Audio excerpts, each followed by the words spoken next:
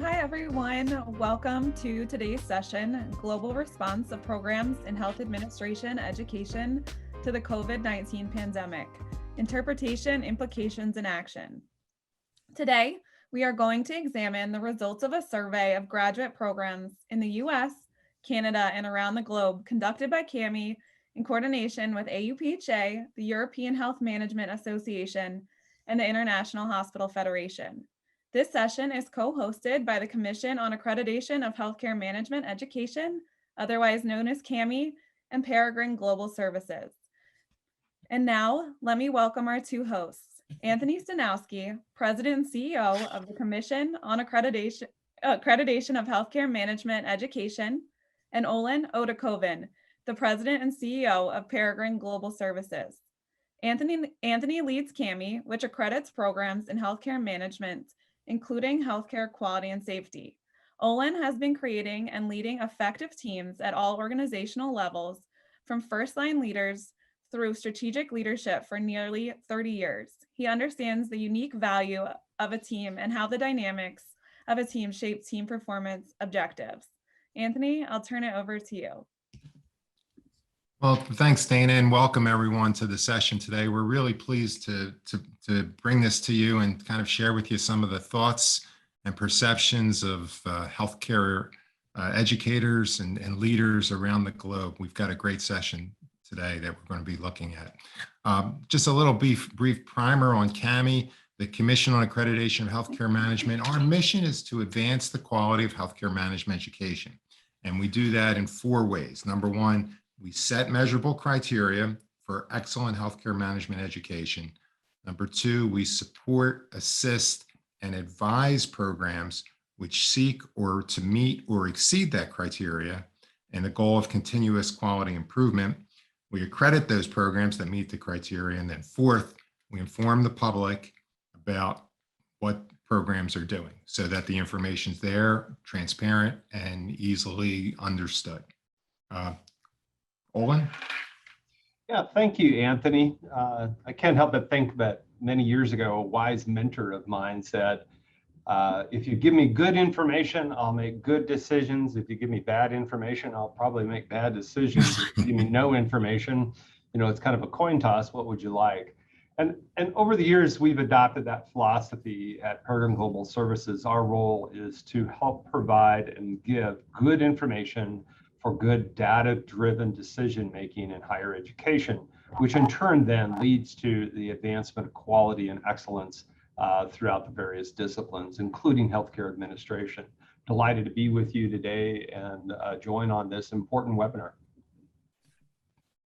So the question is, why did we do this survey? And well, we really wanted to understand the full implications of COVID-19 on healthcare management education. So what we did is we created a short 6-question survey, something that wouldn't be real difficult for time consuming for people to answer. And we just kind of focused on the impact of the COVID-19 pandemic on healthcare management education all around the world. In total, we received 229 responses representing 150 universities from healthcare management programs basically around the world. Now, CAHME survey accredited programs in the US and Canada, and we then scanned the web to add additional university programs in healthcare management with looking through Google and different research databases that we had access to. AUPHA then also kind of provided a list of members that they contributed to the survey, and then the European Health Management set out the survey to their members and their programs, asked them their response as well. So the image that you see depicts the countries where we received responses. Now listen, the goal here is not statistical significance. We just really wanted to get a rough pulse of where things are in academia around the globe. So to guide our understanding of these questions, we asked 2 leading academics and leaders in understanding and measuring outcomes related to competencies, Peregine Global Services and Olin, to help provide their perspective. Today we have Chris Wirt, the Director of Accreditation and Quality at Leonardo da Vinci University in Paris, France, and Kimberly Lee, Assistant Professor at Texas State University. Prior to his current position, Chris was Dean of Accreditation and International Strategy at ISC Paris and Dean of Accreditation and International Strategy at Telecom School of Management, Men's Telecom Institute. Chris has long been involved in international accreditation and is currently mentoring several European and Middle Eastern schools through the international accreditation process. He has done a myriad of workshops and presentations on accreditation and was a former co-president of the AACSB European Affinity Group. He was a peer reviewer for the International Assembly of College Business Education, where he also sat on the board of directors. Chris has also consulted with many schools throughout Europe on assurance of learning, quality, and education in general. Chris Wirt has both French and American nationalities. He has a doctorate in law from Suffolk University School of Law in Boston, Massachusetts, and an undergraduate degree in philosophy from Boston University. Kimberly Lee has held a number of executive leadership positions over the last 30 years. Known for aligning key business objectives with leadership and business culture development, Kim delivers measurable business results from leadership programs across organizations. She has not just coached, but she has personally built and retained high-performance teams by creating, delivering, and measuring the impact of leadership, management, and cultural training. Kim founded and led the Leadership Development Institute with Hardin Healthcare, serving as president. Kim created a culture of leadership within a family of healthcare companies and set expectations for over 400 company leaders through evidence-based leadership tools and practices that she created. Dr. Lee's primary research agenda includes exploration and writing on the areas of organizational leadership, organizational culture, and strategic management in acute, post-acute, outpatient, ambulatory, non-traditional, and wellness healthcare initiatives.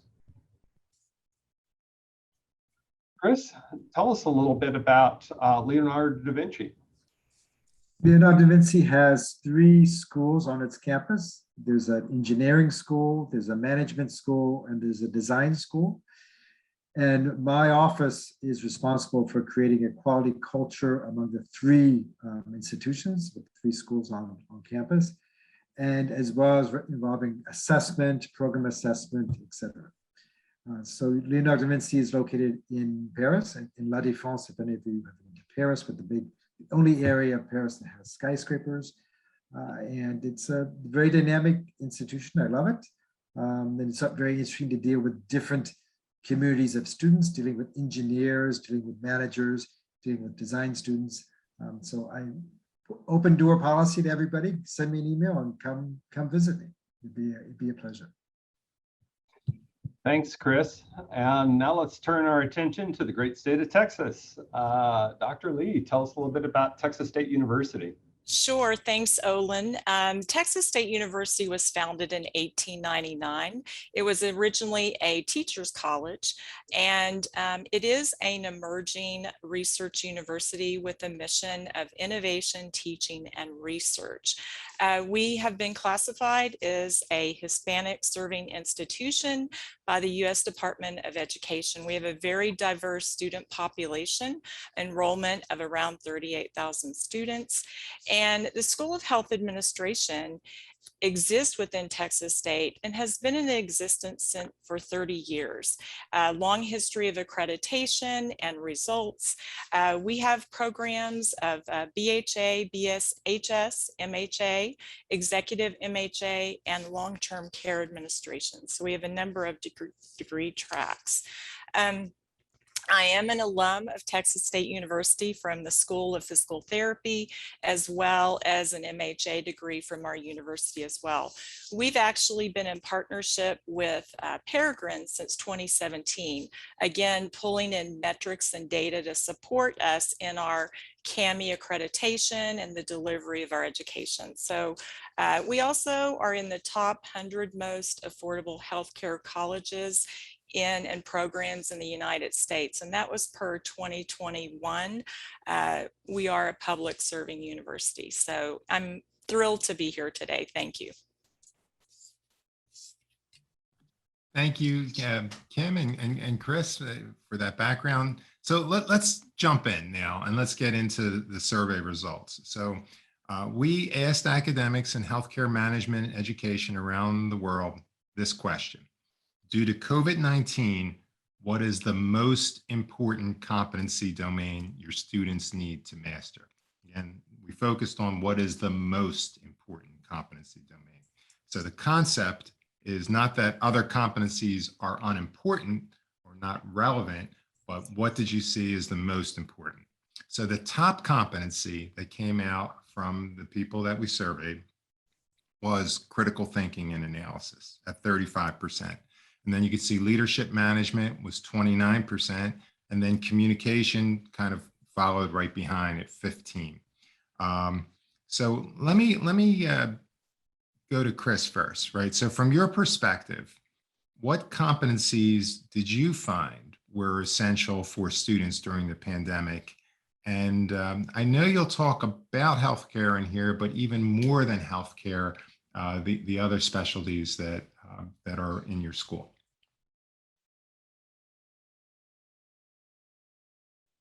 Oops. I needed Olin to show me his mug. We have in the engineering school, we have a major in what we call e-health and I'm thinking in French because the major is in French. E-health or how engineering medical devices, etc. So that's what we deal with, the medical aspect of what most of you are here for. We do assessment. We're going through an accreditation called ABET, A-B-E-T, which is based in Baltimore, but has accredited many programs all over the world, 40% outside of North America. And we also, on the management school, we have both national and international accreditation. When you're talking about competencies, many schools, such as yourselves, are accredited, or you have national accreditation, state accreditation, international accreditation that imposes upon you that you have to measure certain competencies. And also, you should be measuring competencies because that's a good thing to do. Program assessment, finding out if you're delivering competencies, that's a good thing to do, regardless of accreditation. That's what quality is about. We as schools have to be responsible for our diplomas. Now, the question is specifically, how has the pandemic, COVID, impacted that? And my response to it first is the quick, easy answer is it hasn't. We were supposed to be measuring competencies before. We're supposed to be doing program assessment before the pandemic, and we should be doing it during the pandemic, and we did. And we should be doing it after the pandemic, which hopefully will soon arrive. So that hasn't changed. How we've maybe have gone about gathering the information that we need for measuring these competencies. Do our students have these competencies at the end of the program or upon graduation? But that has changed. But when I look at these competencies, communication, critical thinking, leadership management, those competencies were very much important before and often imposed upon us by accreditation agencies. They were important during the pandemic, and they're important now after the pandemic. What's changed is how do you get the information? Because no longer are students in the classroom to measure that. Student activities such as team building are harder to measure because the students may not be in front of you. They may be working remotely. And I think that's where you have to then go to other ways of getting information. And I think one way is not, I noticed, Kimberly, you mentioned Peregine, you've been with them since 2017. I think we've been with them, Olin can check the data, but I think this is about data. I think we were there even before 2017. And I think what happened for us is we had to go away from the classroom where we're getting this information and measuring it digitally. And using the external exams that Peregine offered was a major help in getting the information we needed to measure these competencies. Do the students have these competencies? Okay, you're not in front of me in the classroom, so I can't measure it, but I can have you do some tests externally to the classroom to see if you do have these different competencies. And there are competencies with Peregine on critical thinking, on leadership, on communication, etc. So I think that was what really changed for us, was how do we go about getting the information that we need. And now that the students are back on campus in France, it's 100% students are back. We're not doing anything remotely any more than what we would usually do. And we're still continuing the process using these remote exams because it was really, really helpful. All of a sudden, before the pandemic, I was always bugging professors, give me your information, give me your data, give me your results from exams. During the pandemic, I used a lot more of these external exams from Peregine, so I didn't have to bother faculty. I got the information myself. Now that everybody's back on campus, faculty and students, and I decided not to bug faculty again, so they like me better. And I'm continuing to use the methods that I was using during the pandemic, which includes a lot of the testing from Peregine Academic Services. So my answer is the competencies haven't changed. We still have to measure these competencies, but how we get that information has changed. Chris, really fascinating in there, because what I'm hearing you say is that the importance of the competencies and the competencies themselves is just kind of transition across, the pandemic and post-pandemic kind of world. And the measurement is continuing to kind of go on in your school. Now, Kim, let me kind of ask you, would you like to comment on this? And I know you've got a couple slides on it, so I'm gonna move forward to your first. Okay. First slide. Awesome. Well, when I actually saw the graph that Anthony showed and that Chris just spoke about, it really pulled in some information that we have endeavored in our program. And part of this is in partnership with CAHME from a standpoint of site visits and always looking to improve. We actually have continued to look and partner with our preceptors. And so we gain information from the field placement senior residency on their perspective as far as what competencies are needed in the real world, so to speak. And then also we've done focus groups with our preceptors. We have a clinical associate professor, Dr. Joe Topinka, who visits with them in focus groups. And we do an exit program survey with our students who are serving in their field placements. And what's interesting about all of these three data sources, they triangulate with the data that Anthony showed in the pie graph. So you'll see the blue shading of some of the competencies or skills. Those are those skills that have continued pre-pandemic. During the pandemic, they continue. It really speaks to Chris's point: professionalism, assertiveness, confidence, as well as attention to detail and quality work. In the middle, you'll see the green sandwich, so to speak. These skills have been in existence pre-pandemic, during, post. What I find interesting, or what we have found interesting, is the nuance of those skills. It speaks to a little bit of the detail in the story. Our preceptors, our healthcare organizations are doing more remote officing, and there's more of a need for online presence, online etiquette, as well as being much more aware of emotional intelligence, controlling emotions in very dynamic, urgent situations relative to COVID.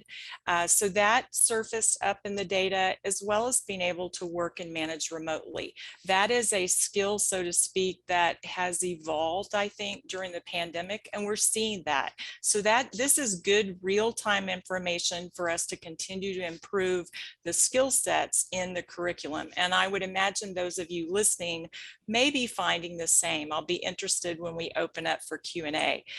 Making autonomous decisions with tight timelines surfaced, and also adapting to real-time situations with the pandemic. We've reset some of our expectations to be adaptable during the field placement experience. So just very interesting seeing from these three data sources how that ties into the graph that was just depicted. The next thing that, and I don't want, as you're looking at this, you're like, wow, there's a lot of detail on this slide. What I wanted to pull in is how Peregine folds in nicely with an MHA skills assessment process and the MHA skills domains and competencies. We have adopted the ACHE 2020 Leadership Competencies tool as a framework for us to design a skills assessment that the students do a skills assessment and they partner with a faculty advisor. We do use the inbound and the outbound Peregine scores, and it almost creates a dashboard for us that we can actually look at. And I actually just highlighted the 3 competencies that were on the graph: communication skills, leadership behavior, and then the professional accountability. And at the very bottom, we pull in the Peregine scores.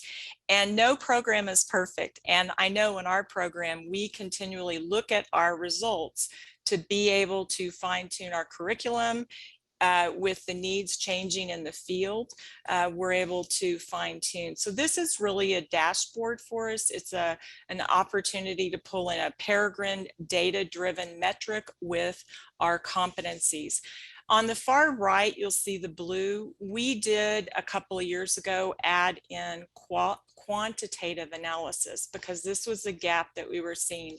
And Peregine was very helpful in helping us customize our inbound and outbound to include that quantitative analysis piece. So anyway, just a little show and tell. So thank you, Anthony, and thank you, Chris. Kimberly, if you could keep that slide up for just a second, just because that's perfect. If you took the information from our school, you'd have almost exactly the same Excel spreadsheet, maybe different colors, but that's exactly what we do here. That's kind of the magic that we have with Peregine. And what's nice about it, you get the information as an administrator immediately after the students take the test. So you don't have to go bug anybody, and you get all the data that you need. But that's a nice slide, and that's exactly what happens here at our institutions in France. You know, it's fascinating when I hear your 2 comments together, and I'm gonna pivot to Olin for some comments in a second. But what I really kind of hear about it is education didn't miss a heartbeat. We went on, we persevered, we figured out what we need to do during the pandemic, but we made sure the students were well prepared, and that to me is really impressive. And I have to say, that's been a common theme among all of the participants in the global webinar series that we've done so far. Owen, let me go to you next. Again, just to kind of remind everyone, this was the chart again that we looked at, and we saw that there were some folks that said there were some competencies that were perhaps a little bit more important than others in those areas. But Owen, let me kind of ask you to kind of comment on some of the things that Peregine Global Services saw across all of its data that it assembles from programs.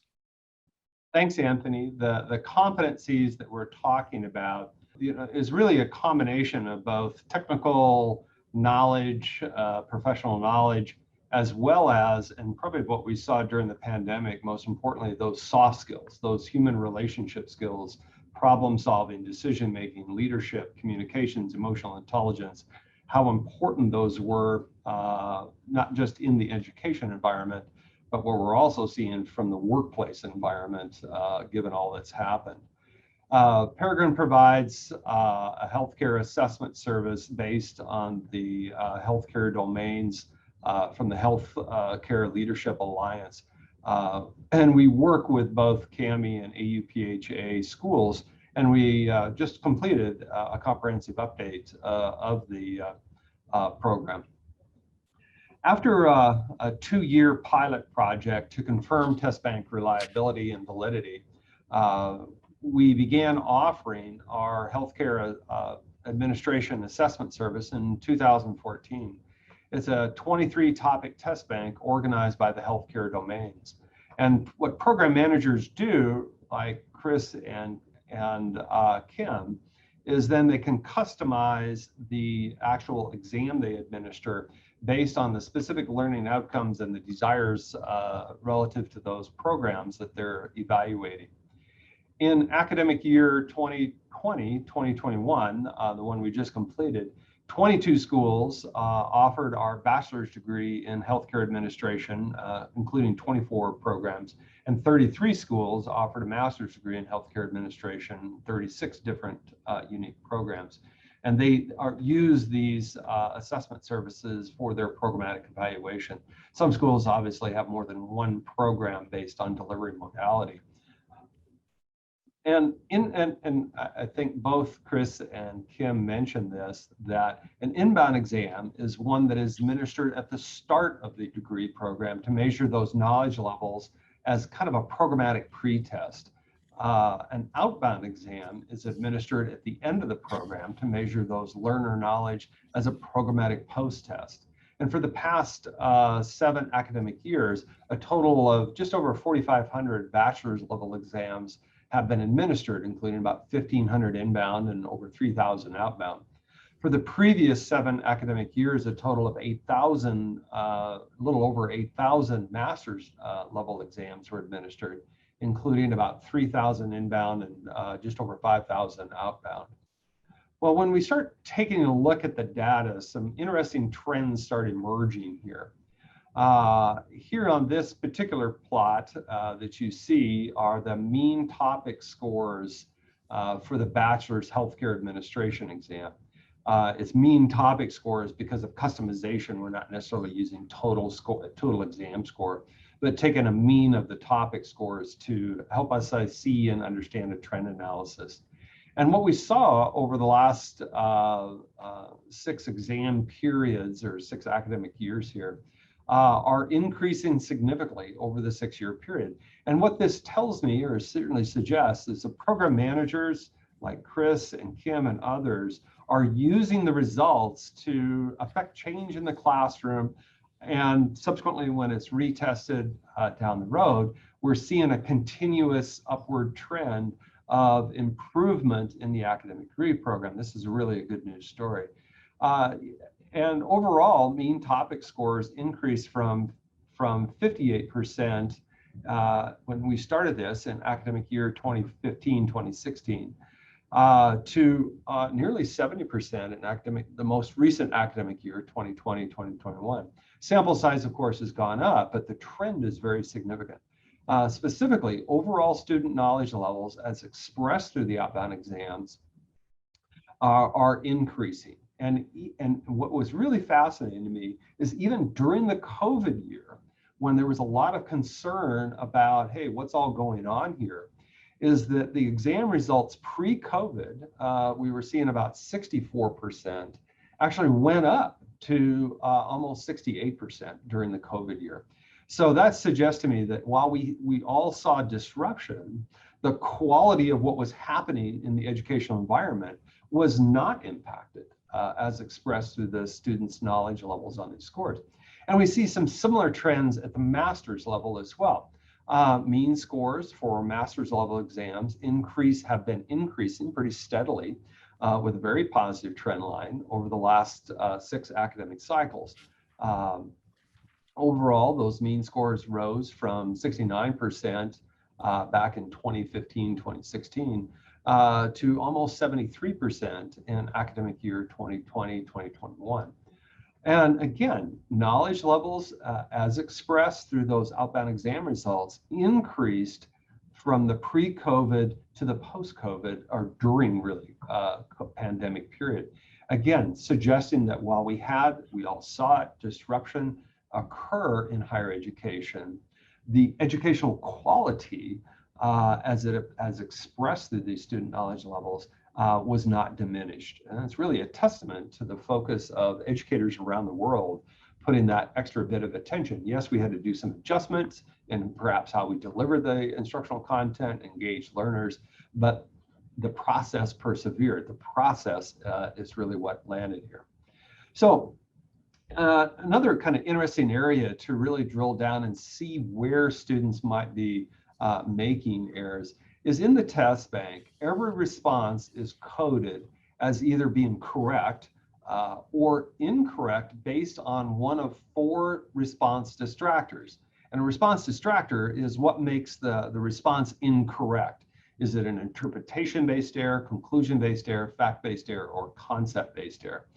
And what we see here in this chart, and this is bachelor's level data, is that overall, when you compare what students got versus their percentage representation in the test bank, what we see here is that students are tending to not make conclusion and concept-based errors at a significant rate. I mean, they're purposely avoiding those incorrect responses.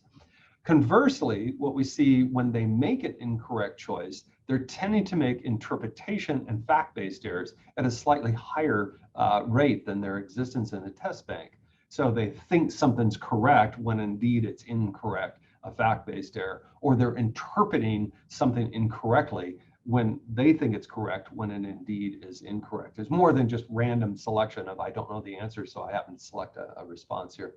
They're purposely selecting to some degree incorrect response, which points to a potential error. And we see a somewhat similar trend in master's level higher education assessment, where again, interpretation-based errors, fact-based errors tend to be slightly higher, proportionate to their representation in the test bank, as opposed to conclusion and concept-based errors, which their representation on student exam results is much, much lower than their representation in the test bank, suggesting that students are avoiding those. So how do you use this? This helps school administrators and program managers to really drill down, not only as we see, here's what students are doing from a percent correct standpoint, but the bigger, deeper question is, for those students in the other percentage, why didn't they collect what they need to understand what they need to understand? And then we can, again, further refine our courses and programs to address that. Well, one other interesting bit of results that we took a look at here in the last few months, looking at the last several years of this, is seeing what, if any, differences exist based on the delivery modality of the academic program, where we have both blended, online, and traditional campus-based programs. And this is bachelor's. And even though the graph probably looks like, oh my gosh, traditional is so much higher than blended and online, if you take a look at that y-axis, you'll see we're only having a difference of like 1 or 2 percentage points here. So it appears that traditional bachelor's, they tend to do have higher scores than blended and online. Although the difference actually is not statistically significant, but the trend is there.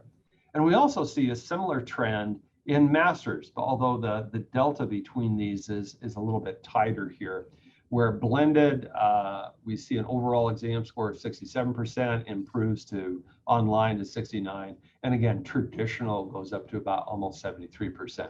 Not statistically significant when running paired t-tests or chi-square analysis here, but it does point to the opportunities to improve our education regardless of the delivery modality of that. So some fascinating results that we'll be presenting in the white paper that Anthony's mentioned here. Again, all designed to help us make good informed decision-making as we all seek to improve quality in higher education.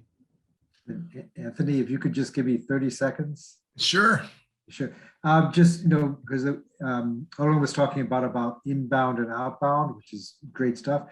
We, for instance, our institution, we don't do a lot of measuring with the inbound. We do a lot of measuring with the outbound. But the system is really, really flexible. I mean, inbound, outbound is often, it's an operational issue that we talk, but for instance, I saw there was a question on leadership, and there are plenty of exams.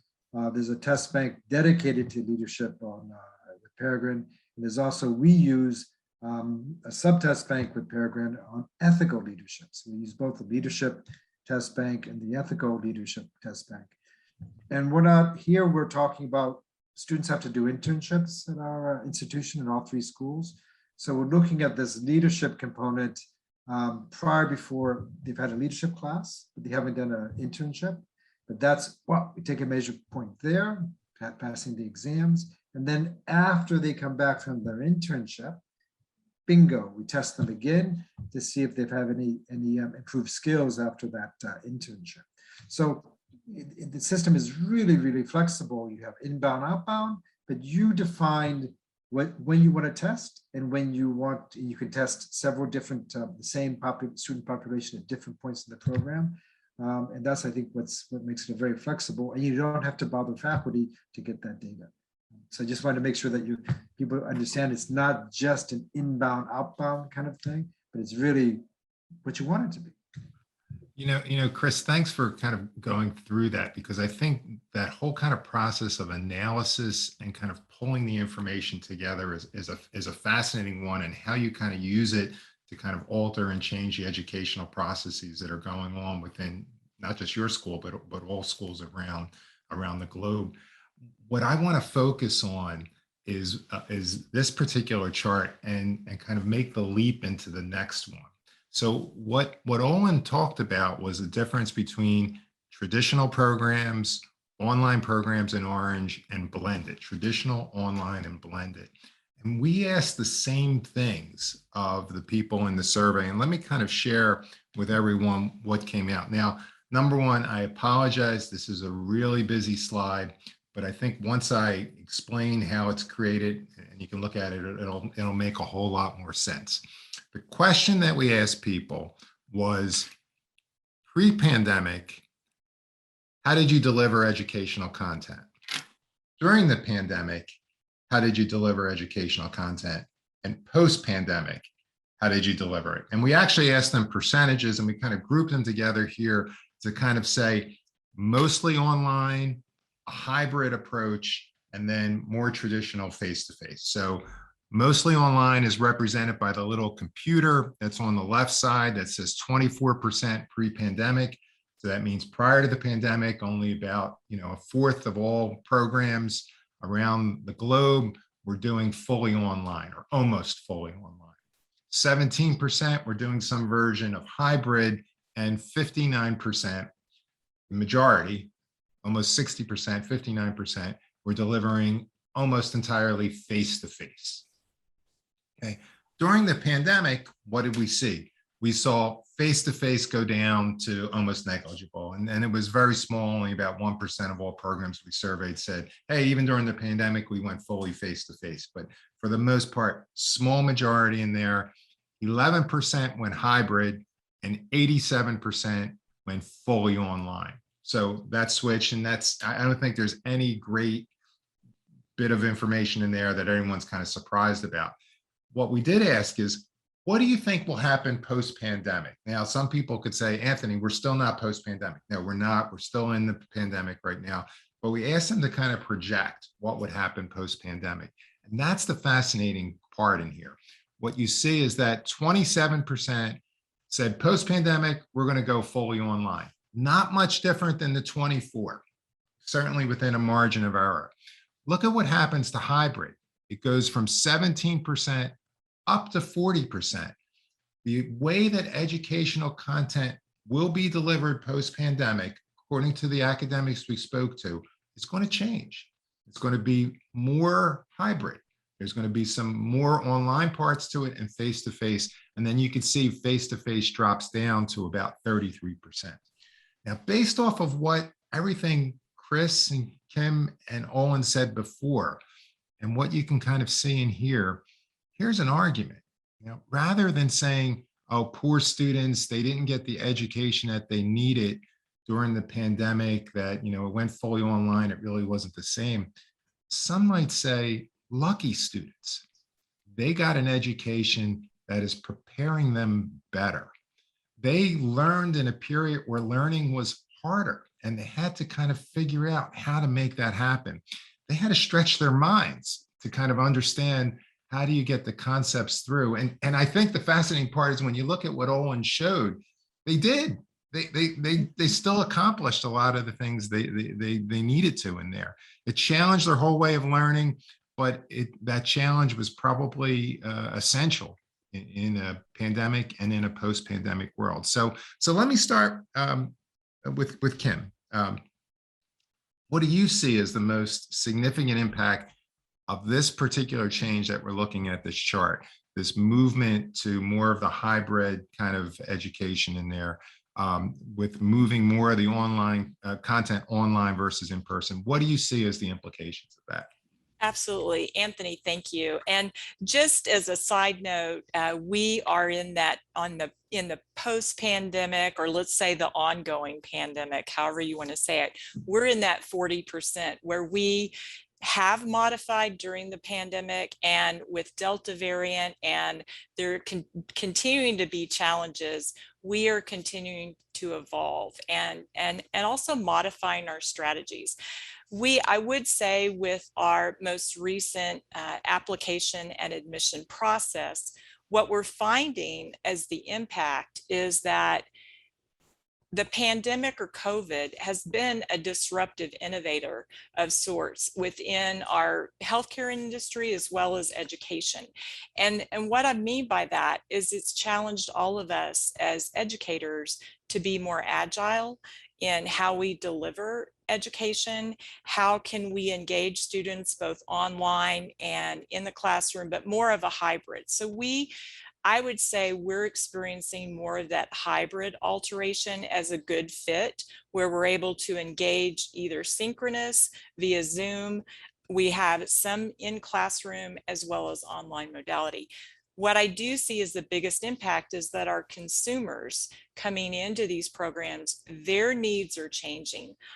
They're impacted by the economy and looking for the best value in a program.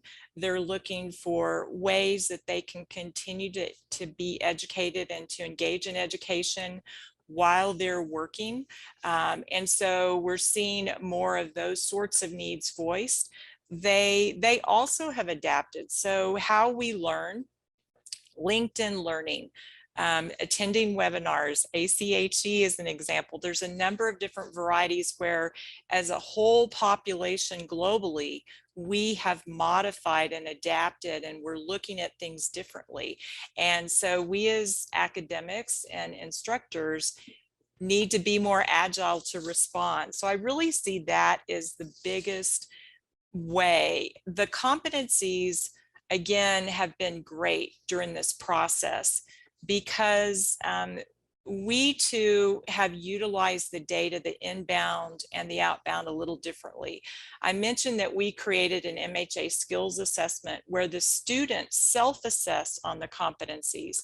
Many of them are much more aware of their inbound results, and they're asking their faculty advisors, hey, I'd really like to know what areas that where I'm strong, but also my weak areas. And they keep that in mind throughout the program. So again, much more adapted to concurrent education and building their own competencies. So I know it was a little long-winded there, but again, I see this as a good disruptive innovator for all of us as instructors to be more agile in how we deliver and engage our students. Olin and Chris, I'm going to ask you to hold your comments on that part until I show this next slide, which is almost a companion piece to the prior one that we just went off of. And Kim, I think this relates to what you're talking about too, in terms of what we're seeing. So a huge part of what we do in graduate healthcare management education is not just classroom learning, but also experiential learning. And that's true worldwide. That's not just within North American programs, but it's absolutely true worldwide. When we asked the academic folks that were surveyed, did you have problems placing students in real world experiences, and what, where were the challenges in there? You can see 58% of all of the people that we surveyed said, yeah, they had significant problems placing students in real world experiences. They also had experiential issues in terms of engaging practitioners in the curriculum. I've seen some of these things with some of the CEOs we talked to during the height of the pandemic, where they said, hey, we're not going to bring in any students, not because we're concerned about saving money, but we're also concerned about infecting the students or the students infecting our patients. So there was some issue in terms of engaging practitioners in the curriculum. And then there were a variety of other kind of things that came out in terms of experiential learning and not applicable. And what we also saw within this was fascinating was, although some of the programs had issues, in traditional experiential learning, they actually started to engage in other ways. So we saw some of our programs work with state departments of health, with students working remotely on kind of projects around this, around the issues around the pandemic. Again, challenging students to kind of think differently given the environment that we're in. So Chris, let me start with you. Now we're talking here about experiential learning, and the other slide was talking about classroom learning. In terms of experiential, what other experiences did you find that students had working remotely? And can you comment on what the Leonardo da Vinci University was doing to provide those experiences? Because we've been very rosy up to this point, rosy picture. Yeah. So I'm going to take the roses out of just a little bit here. I think in the classroom experience, I'm not talking about the practical experience with companies. That's going to be the second part of my answer. I think before COVID, when we talked about blended learning in most institutions, we no longer had this big lecture hall. We were doing MOOCs and spooks, and we were doing some online learning, but those students in front of us were doing online learning. It was 100% of those students. And in the classroom that was face-to-face, all the students following that module were face-to-face. Then the pandemic hit and everything became remote. So all the students were working remotely. Then we had this period where we said students could come back on campus, but only a percentage. So in our school, we were rotating students so that we had a module. And 1/3 of the students, one half of the students, so depending on the classroom size, half of the students were face-to-face in front of me, but another half of the students were working remotely. So I had a classroom that was really hybrid, face-to-face, those students in front of me, and those students working at home remotely. We spent over €1 million redoing the classrooms because we had to put microphones embedded in the ceilings so that everybody would hear. And then we also started installing cameras all over the classrooms so that the students that were working remotely could see everything. I don't think that was super successful because I think as human beings, we always engage more with the people that are in front of us. And I know I did that. I'm guilty of that. Despite hours of training on Teams and hours of training on Zoom and telling faculty that you should pay attention to both the students who are working remotely and the students in front of you, the evaluations from students, the feedback from students was, it was no question about it. If I'm in the classroom, you pay attention to me. When I'm not in the classroom, you don't pay attention to me.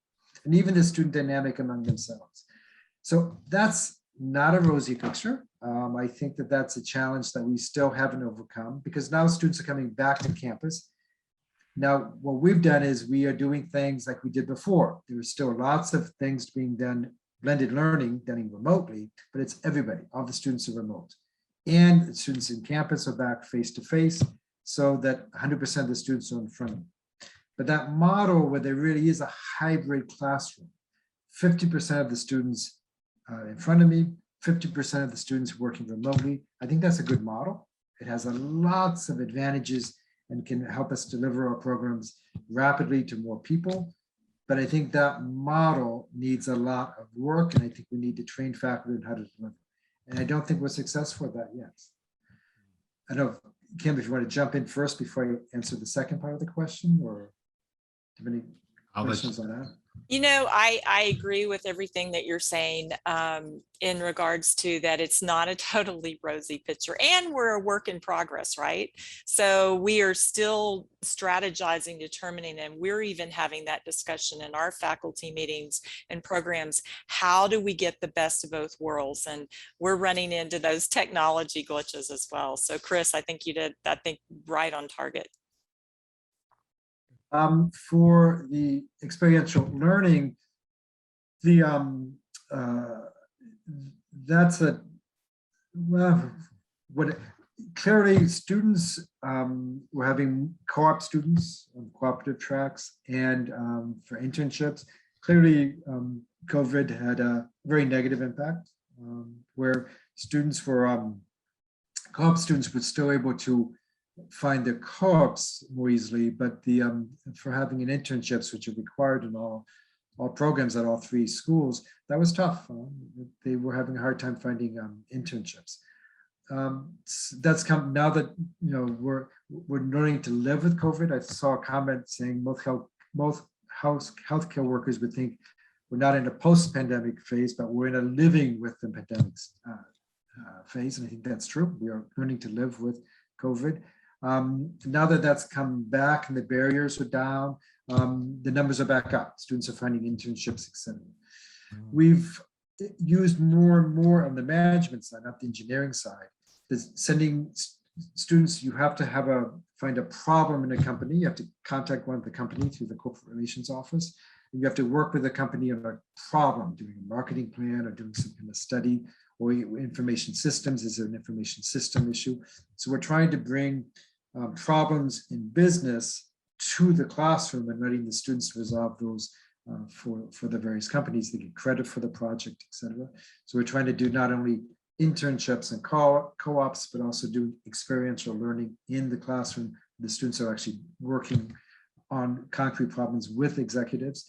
And we're also doing, expanding the number of company visits so that some students, it's easier on the engineering side, students are actually going into a company and talking to executives and observing what they're doing. Oh, and if you have any other additional comments in there, I want to kind of quickly go to the last slide, I think just Anthony, I think one thing I've heard here is our next seminar and white paper, which is how do we innovate and bring the lessons learned from COVID of what do we mean, how do we transition remote to truly blended? What are some of the, I see opportunities here for much more simulations and micro simulations to help provide practical experience in lieu of going, or in addition to going to a workplace. But what I'm hearing here, Anthony, is our next topic down the road is what does innovation really look like in terms of instructional delivery? True.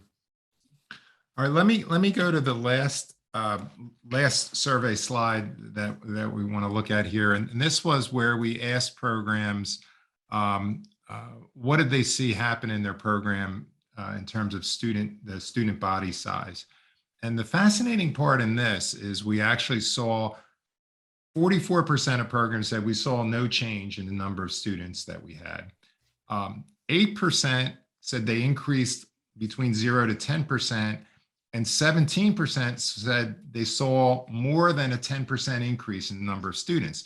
So 25% of programs, those over on the green side on the right, said they actually increased students during the pandemic, and 44% said stayed the same. But over on the left side, we saw 31% of programs saying, hey, we lost students during the pandemic. So can I ask the panel to kind of talk about in terms of students and their educational access, what do you want to, I'm interested in your comments around this particular slide, why some programs grew, why some programs shrunk. So I can jump in here. When I did see this slide, we actually have two data points on this slide. For 2020, our cohort stayed the same that entered in, and then for 2021, it's almost like we saw a delayed impact. We had 17 in our cohort, so it did dip just a bit. So just a little bit there. And again, that kind of takes us back to that the needs of our consumers are changing and what they're needing, as well as the field, and us being able to respond to that and modify while maintaining the competencies and being creative with our engagement and our mode of delivery. So adapting to that. We also, from our previous discussion on experiential learning, have pulled in real-time consulting exercises where we partner with organizations and put together consulting solutions as part of some of our curriculum. So that's been a really good experiential learning, as well as learning how to operate in a remote environment, how to make autonomous decisions around a critical timeline, how to even modify our expectations of what field placement will be and how it will look. We actually also have had some applicants that have been motivated by the pandemic and wanting to serve. So very, very key there. Again, I think we're still in the process of changing and modifying and increasing our presence in our field placements, increasing the skills that we're seeing, using the Peregine results, also the results from our preceptors and our alum as well. So. And let me get to a lot of really good questions that kind of came across the chat board. But Olin, I think this question might be addressed to you as we kind of think about it. The question was, it would be interesting to understand if the leadership competencies were asked and measures by the proctors of the students during internships and fellowships. It seems these are great laboratories for the students to demonstrate what is learned in their programs and use those skills in a learning work environment. Your thoughts on that, looking at the, again, when you look at a lot of fellowships and internships, they do have hospital-based or health system-based proctors. And what are your thoughts, Olin? One of the challenges, and I know Chris's school is about to address that here in a few weeks, is that our assessment exam is a student knowledge-based exam. When we start moving in the area of soft skills, it's very difficult, I believe, to self-assess.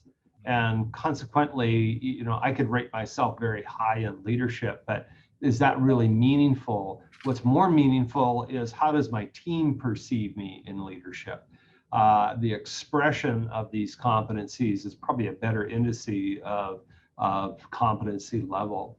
And so what we're looking at is using more of a 360 assessment approach where we garner the perspectives of faculty, of internship supervisors, workplace life is happening type people, to bring that perspective in about the particular student and probably get a much more objective way to look at this. But I think 360 approaches like this, or some sort of modified version of that, gives us better insight to the true competency level.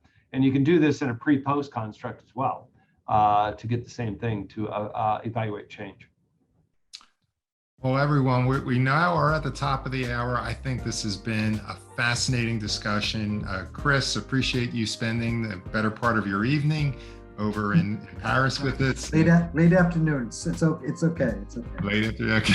And Kimberly, thank you for joining us from Texas. And Olin, I think you're in Wyoming today. Mm-hmm. Yep. So appreciate everyone being on through all the different time zones. This was a great session. Appreciate everyone participating, and Olin for your partnership with Peregine Global Services. Absolutely. Thank you, everyone. Bye-bye. Many Bye. thanks. Thank you. Bye-bye.